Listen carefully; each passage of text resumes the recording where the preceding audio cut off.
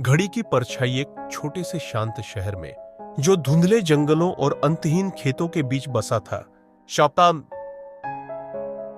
14 साल की मीरा एक साधारण जीवन जीती थी।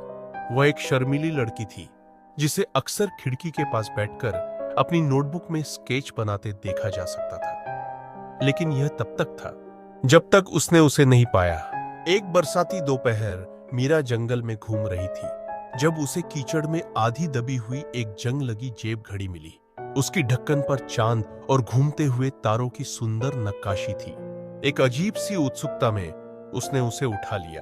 जैसे ही उसकी उंगलियां ठंडी धातु को छूती, उसके चारों ओर की दुनिया थम गई। बारिश की बूंदें हवा में रुकी हुई थीं, पत्तियां जैसे हवा में तस्वीर बन गई हों। केवल घड़ी से निकलती हल्की चमक ही चल रही थी। एक परछाई से फुसफुसाती हुई आवाज आई, तुमने घड़ी की परछाई पाली है, अब समय तुम्हारा आदेश मानेगा, लेकिन सावधान रहो, शक्ति अंधकार को खींचती है। मीरा ने मुड़कर देखा। उसका दिल जोर से धड़क रहा था, लेकिन वहां कोई नहीं था। जैसे ही दुनिया फिर से चलने लगी, घड़ी की सुइयां उल्टा चलने लगी।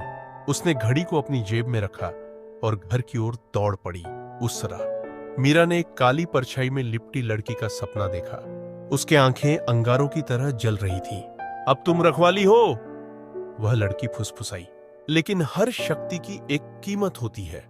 मीरा का सपना एक खौफनाक वास्तविकता में बदलने वाला था।